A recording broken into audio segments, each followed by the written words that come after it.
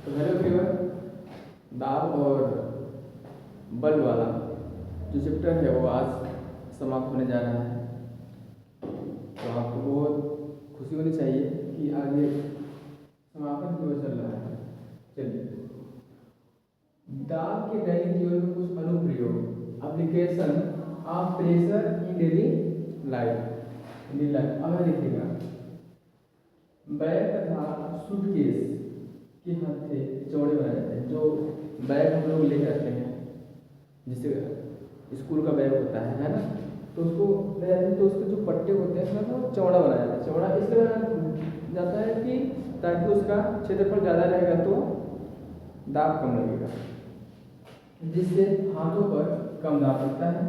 भवनों की जो नींव होती है, जैसे आप जानते हैं कि जो नींव होता है हमारे अपना जो घर पे मतलब कि बनता है, या तो जो पहले के जो दादा वगैरह बनवाए हैं उसका जो नींव होता है 20 इंच का या तो 25 इंच का, तो उसके बाद 15 इंच, तब 10 इंच, फिर आपको करना है या तो पिलर पे करिए 5 इंच मार के अपना काम लगाइए।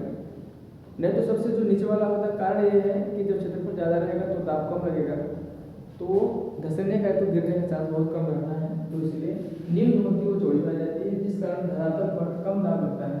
ठीक है। अच्छा, रेलवे की जो पटरियाँ होती हैं सीमेंट या लोहे के तख्तों पर, है ना, बनाई जाती हैं, जिसके कारण द्वारा रेलगाड़ी द्वारा जो प्रदत्त जो दाब है, यानी कि जब रेलगाड़ी इस पर चलती है, जो सीमेंट का पूरा वो बनाया था पटरी पे, उसके नीचे रेलवे जो ट्रैक होता है उसके नीचे सीमेंट का वो रखा होता है ना, तो वो इसलिए रखा जाता है, चौड़ा इसलिए होता है थोड़ा सा दूर, ताकि वो क्षेत्रफल ज़्यादा रहेगा तो दाब कम लगेगा। इसलिए ऐसा होता है कि ताकि रेलगाड़ी कितना भी आए तो उसको कोई प्रभाव न पड़े और दाब घट जाता है।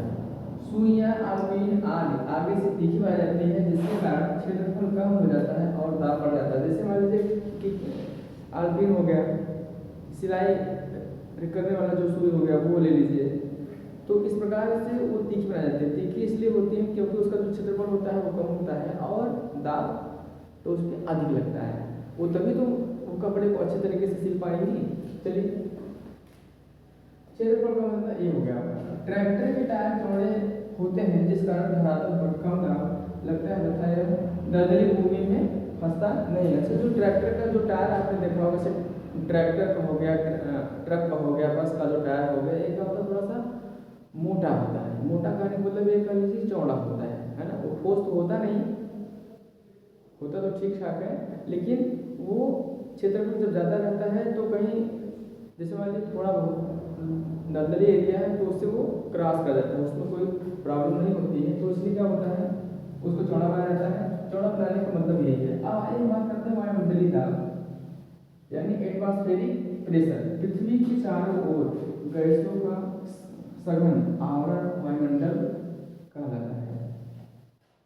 वायुमंडल द्वारा आरोपित बल वायुमंडलीय दाब कहलाता है। जो उसका आरोपित जो बल है वही आपका क्या कहलाता है, आरोपित जो बल आपका दाब कहलाता है। अब देखिएगा, पृथ्वी की सतह पर वायुमंडलीय दाब अधिकतम तथा ऊपर जाने पर घटता है। अगर देखिए, जो वायुमंडलीय दाब है पृथ्वी की सतह पर है तो वो क्या रहेगा, अधिकतम रहेगा। जैसे ही वो ऊपर गया तो क्या होगा, वो घटना शुरू हो जाता है। क्या, वायुमंडलीय दाब। वायुमंडलीय दाब का जो ये साई मात्रक है वो क्या है, न्यूटन प्रति मीटर स्क्वायर या पास्कल है। एक एटम या एटीएम बराबर क्या होता है 1.01 इंटू 10⁵ न्यूटन प्रति मीटर स्क्वायर।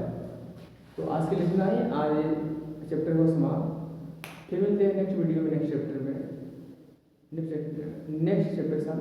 Thank you.